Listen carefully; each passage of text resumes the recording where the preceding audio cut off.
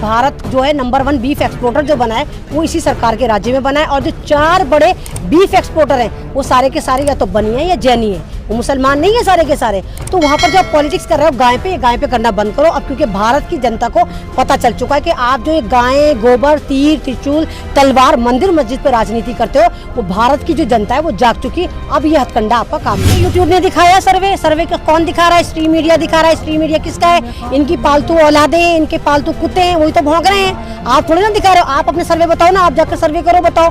तो आप इन stream media को मीडिया मत माना कीजिए, आप यूट्यूब को मीडिया मानना शुरू कर दिए, क्योंकि ये सारे के सारे वो लोग हैं कि नाच बसंती नाच वाले हैं कि इनके आगे पैसा फेंका जाता है, तो ये सारे के सारे मुजरे सरकार के लिए चलाते हैं। तो सर्वे भी इनके हैं जो सारे उल्टे सीधे सर्वे होते हैं। आप बताओ ना कि यूट्यूब का सर्वे क्या है? जब अड़ियल बैल की नाक में नकेल डाल सकता है तो मोदी सरकार तुम किस खेत की मूली हो? तुम्हारी भी डालेगा वो। तो ये सरकार भी किसानों ने चुनी थी, क्योंकि 95 करोड़ लोग हैं ये भी। तो अब जब इन्होंने चुना था तो ये खींच के भी वापस लेकर आएंगे, और यही किसान है जो बीजेपी की चिता में मुख्य अग्नि देने का काम करेंगे। चौकीदार बनने के लिए, एक चपरासी बनने के लिए तो ग्रेजुएशन होना चाहिए, लेकिन भारत का प्रधानमंत्री कोई भी एवं बन जाता है, चाय वाला बन जाता है। जिस दिन ये चाय वाले बने, मैंने टोटल अपनी डिग्री फाड़ दी। अब मैं भी नील बटा नील हूँ, पासपोर्ट में भी ये लिखवाऊंगी कि मैं एजुकेटेड नहीं हूँ।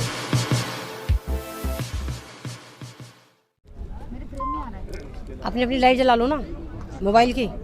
सही है, चलो सही है, अभी सही है। मैम, जिस तरह से बंगाल चुनाव की अभी रणनीति देखी जा रही है, उसके ऊपर क्या कहें? अव्वल बात तो आप यहाँ किसान आंदोलन में हैं, बंगाल का इलेक्शन खैर मैटर नहीं करता, लेकिन हाँ अगर देखा जाए तो ये किसान ही ऐसे हैं जो बीजेपी की चिता में मुखअग्नि का काम करेंगे बंगाल में। हालांकि बीजेपी बंगाल में पहले भी नहीं थी, वहाँ ममता थी। अगर आप देखें कि बीजेपी के कितने बड़े कद्दावर नेता नितिन गडकरी ने बताया, बोला, एक बयान स्टेटमेंट है उनका कि ऐसी बटन दबाना कि ममता 2 फुट ऊपर उछलने लग जाए, इतना गलत बयान दिया है। लेकिन वो ममता जी का गढ़ है, और वहाँ पर एक तो इनकी हुकूमत नहीं थी, दूसरी बात ये जो ख्वाब देख रहे हैं कि हम वहाँ पर हुकूमत बनाएंगे, और एजेंडा क्या लेकर गए कि क्या कह रहे हैं कि अगर हमारी सरकार यहाँ पर आ जाती तो हम यहाँ पर गाय कटने ही नहीं देंगे। तो ये सरकार ये क्यों नहीं बताती कि भारत जो है नंबर 1 बीफ एक्सपोर्टर जो बना है वो इसी सरकार के राज्य में बना है। और जो 4 बड़े बीफ एक्सपोर्टर हैं वो सारे के सारे या तो बनी है या जैनी है, वो मुसलमान नहीं है सारे के सारे। तो वहाँ पर जो आप पॉलिटिक्स कर रहे हो गाय पे करना बंद करो अब, क्योंकि भारत की जनता को पता चल चुका है कि आप जो ये गाय, गोबर, तीर, त्रिशूल, तलवार, मंदिर, मस्जिद पर राजनीति करते हो, वो भारत की जो जनता है वो जाग चुकी। अब ये हथकंडा आपका काम नहीं करेगा। आंदोलन का कितना असर पड़ेगा बंगाल चुनाव पे, अगर आपको लगता है? भाई किसान कोई कम्युनिटी थोड़ी है कि जैसे हिंदू मुसलमान सरदार ईसाई एक जात होती है तो किसान भी एक जात है। पूरा भारत किसान है। मेरा भारत कृषि प्रधान देश है, तो 95 करोड़ लोग अगर खेती किसानी से जुड़े हुए हैं तो ये मजा चखाएंगे। तो खुद ही कह रहे हैं, यहाँ से लोग जा रहे हैं कि भाई हम जाएंगे और बंगाल में बताकर आएंगे कि सरकार को नहीं चुना है, बहुत धोखेबाज सरकार है, लुटेरी सरकार है। तो अव्वल बात तो वहाँ पर इनकी सरकार है, दूसरी बात ना ये बनाने का जो ख्वाब देख रहे हैं नहीं बनेगी इनकी सरकार। लेकिन तमाम सर्वे ये दिखा रहे हैं कि जो बंगाल है, बाकी और स्टेट है, बीजेपी जीत रही है। तो सर्वे आपके यूट्यूब ने दिखाया सर्वे का कौन दिखा रहा है? स्ट्रीम मीडिया दिखा रहा है। स्ट्रीम मीडिया किसका है? इनकी पालतू औलादे हैं, इनके पालतू कुत्ते हैं, वही तो भौंक रहे हैं। आप थोड़ी ना दिखा रहे हो। आप अपने सर्वे बताओ ना, आप जाकर सर्वे करो, बताओ। तो आप इन स्ट्रीम मीडिया को मीडिया मत माना कीजिए, आप यूट्यूब को मीडिया मानना शुरू कर दिए, क्योंकि ये सारे के सारे वो लोग हैं कि नाच बसंती नाच वाले हैं कि इनके आगे पैसा फेंका जाता है, तो ये सारे के सारे मुजरे सरकार के लिए चलाते हैं। तो सर्वे भी इनके हैं जो सारे उल्टे सीधे सर्वे होते हैं। आप बताओ ना कि यूट्यूब का सर्वे क्या है? क्या ज़रूरी था कि किसान जो है इलेक्शंस में हिस्सा लें? अगर यहाँ पे आंदोलन कर रहे हैं तो ज़रूरी तो नहीं है कि जो 5 राज्यों में इलेक्शन होने वाले हैं उनमें किसानों को शामिल करके देखा जाए कि अगर वो जीते तो किसान हारे, या अगर सरकार हारती है तो किसान जीते। ये मुकाबला नहीं होना चाहिए। किसानों को तो जीतना चाहिए, क्योंकि किसानों को भी समझ में आ गया है कि किसान पॉलिटिक्स से बहुत दूर था। किसान ने कभी नहीं देखा कि सरकार किसकी है। किसान जाता था, वोट कर आराम से आ जाता था। इस बार जब सरकार ने किसानों को ज़मीन पे लाकर खड़ा कर दिया, सड़कों पर लाकर खड़ा कर दिया, तो किसान क्यों अपना राइट्स यूज़ नहीं करेगा? क्योंकि ये सारी EVM की सरकार है। तो ये किसान बताएगा कि अगर ये सरकार ही चली जाएगी तो बिल भी वापस चला जाएगा। ये सरकार तो अड़ियल बनी पड़ी हुई है। तो किसान जब अड़ियल बैल की नाक में नकेल डाल सकता है तो मोदी सरकार तुम किस खेत की मूली हो? तुम्हारी भी डालेगा वो। तो ये सरकार भी किसानों ने चुनी थी, क्योंकि 95 करोड़ लोग हैं ये भी। तो अब जब इन्होंने चुना था तो ये खींच के भी वापस लेकर आएंगे, और यही किसान है जो बीजेपी की चिता में मुख्य अग्नि देने का काम करेंगे।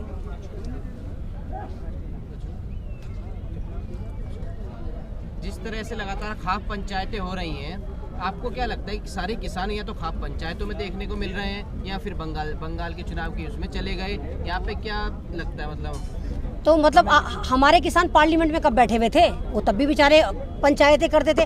अब खाप पंचायत का मतलब ये होगा कि 20-20 गाँव एक साथ होकर आ जाते हैं। किसानों के तो अपने फैसले होते हैं, ये कौन से जाके सुप्रीम कोर्ट और हाई कोर्ट में जाते हैं। इनके तो प्रधान होते हैं, कोई भी मसला होता है प्रधानी से हल कर लेते हैं। अब क्योंकि पूरे ही किसानों पर आया है मामला, तो खेप पंचायत चल रही है, तो जाहिर सी बात है ये लोग जाएंगे पार्लियामेंट में। तो ना कल बैठे थे ना आज बैठे थे, लेकिन अब इन्हें बैठना चाहिए। किसानों को भी अपनी एक पार्टी बना लेनी चाहिए, टकैत साहब को अपनी एक पार्टी बनानी चाहिए, सारा किसान उनके पीछे, और सत्ता में टकैत साहब जैसे लोगों को आना चाहिए जो किसानों का वोट लेकर चले और किसानों के समर्थन में जाएं और किसानों के फेवर में बिल बनाएं। जिस तरह से लगातार अब बातें चल रही हैं कि अब किसान आंदोलन में वो जोश नहीं रहा जो कभी पहले था। एक बात बताइए कि आंदोलन जो होता है अगर वो लगातार चल रहा है, 100 दिन तक भी चल रहा है, उसमें 2 लोग भी बैठे हैं तो वो आंदोलन कामयाब माना जाता है। ये 100 दिन से ज़्यादा हो चुका, तो क्या आपको लगता है लाख 1.5 लाख रोजाना यहाँ पर आते रहेंगे? अगर यहाँ पर आ जाएंगे तो मोदी जी तुम्हारी तरह थोड़ी 10-10 20-20 लाख का सूट पहनते हैं, ये खुद ही तो जाके खेती करते हैं। तो अब इन्होंने सिस्टम बना लिया कि तू खेती करिया इतने हम यहाँ बैठे हैं, तू बुआई करिया इतने हम यहाँ बैठे हैं, तू बटाई करिया इतना हम यहाँ बैठे हैं। तो ये तो सर्कुलेशन चल रहा है, 2 आ रहे हैं 2 जा रहे हैं। तो ये बहुत कामयाब मूवमेंट है, तभी तो आप यहाँ पर खड़े हुए हैं। अगर यहाँ पर कुछ ना होता, उल्लू बोल रहे होते, तो आप यहाँ पर होते। सिस्टम की बात करें तो टूल किट किसानों ने बना ली है कि किस तरह से आना है, कितने जनों को आना है और कब कब आना है। तो किसान से ज़्यादा टूल किट किसके पास होती है? किसानों के पास तो कोई मशीन ही नहीं होती। जो किसान मौसम की हवाएं देख के बता देता है कि इस साल कितनी बारिश होगी, तो मोदी जी आपने उसको पागल समझा था?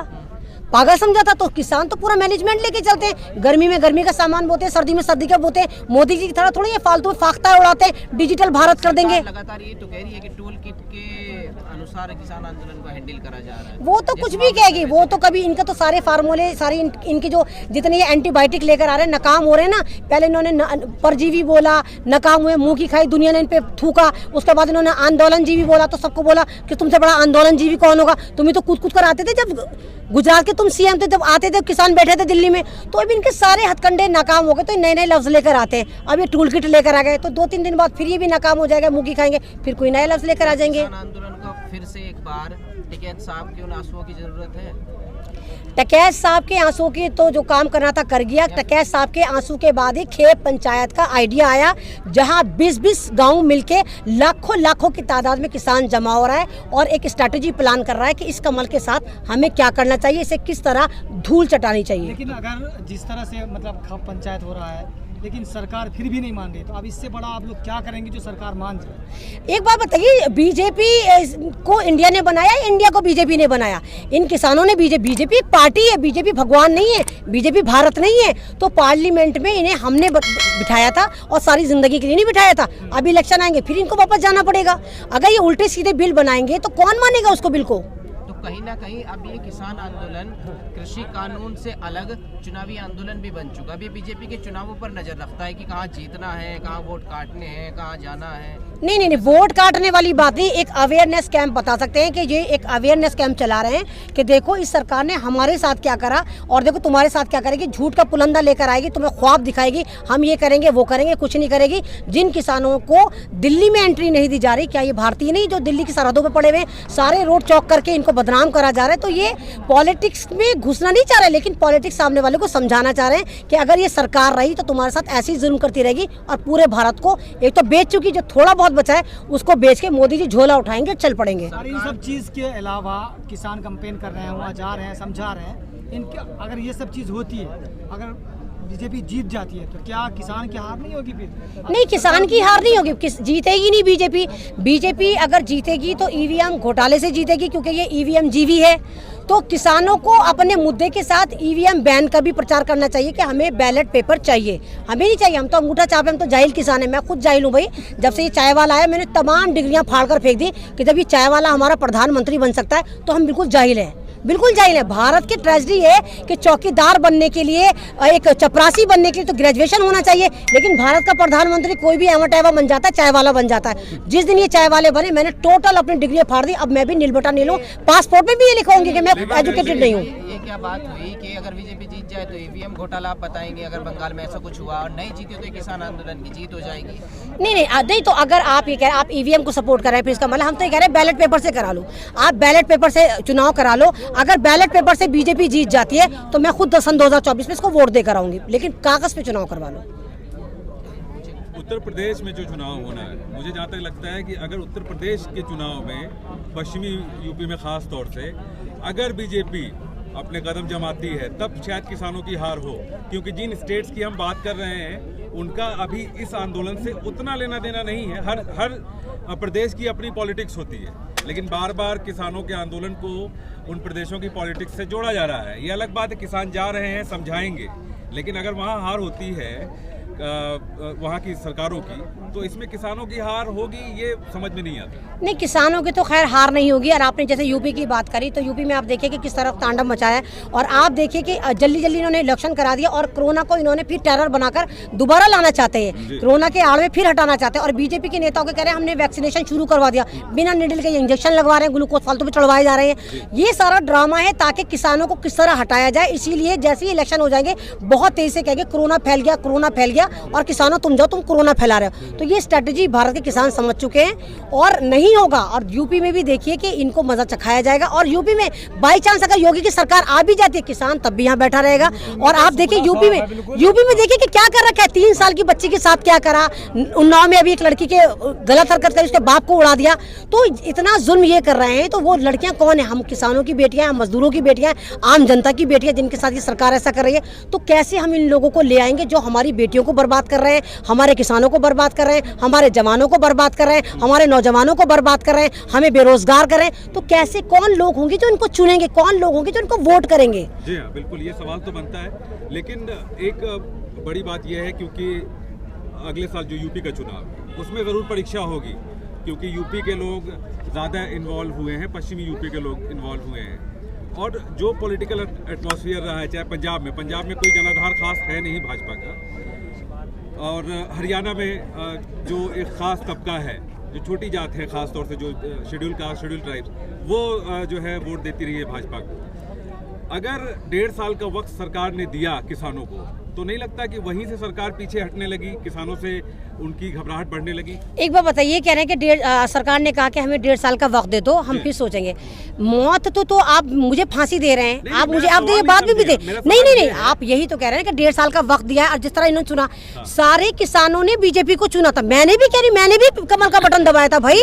तो सरकार ने क्या कहा था, हम किसानों को अमीर कर देंगे, 1.5 गुनी आय कर देंगे।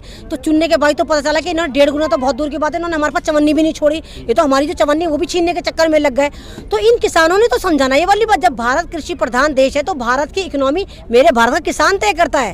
क्योंकि मेरे भारत के किसान ही हैं जो सोने की अंडा बना के भारत को चलते हैं। क्योंकि जहाँ डाल पे करती है सोने की चिड़िया बसेरा, वो भारत देश है मेरा। तो डाल का मुराद मेरी खेती किसानी है, कोई ये नहीं कि खजाने कुद रहे हैं। तो इन किसानों के साथ अगर मोदी सरकार टेढ़ी होगी, क्यों ये सरकार भी किसानों के दम पर आई हुई है, और अगर ये किसान नाराज हो जाते हैं या सरकार बिल वापस नहीं लेती, तो ये मोदी सरकार इन्हीं किसानों की वजह से बैक टू पवेलियन जाएगी, नहीं नजर आएगी फिर ये। जिस तरह से सरकारें अभी अपने चुनाव व्यवस्था में बिजी हैं या फिर अपने चुनावों की ओर ध्यान दे रहे हैं, आपको क्या लगता है ऐसे में आप कब तक आस लेकर बैठे रहेंगे इस आंदोलन के साथ? भाई, उम्मीद पे दुनिया कायम है, सारी दुनिया उम्मीद पे है। और इस तरह किसान मूवमेंट जैसे लगातार चल रहा है, 101 दिन हो गए हैं।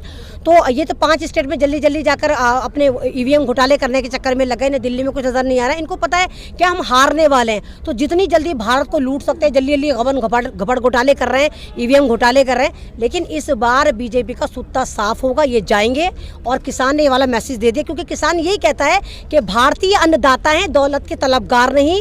भारतीय अन्नदाता हैं, दौलत के तलबगार नहीं। हाथ में हमारे हल है, कोई तलवार नहीं। कौन कहता है भारत से इन्हें प्यार नहीं, मार खाने को मगर दिल इनका तैयार नहीं। यही किसान इनको सबक सिखा कर जाएंगे।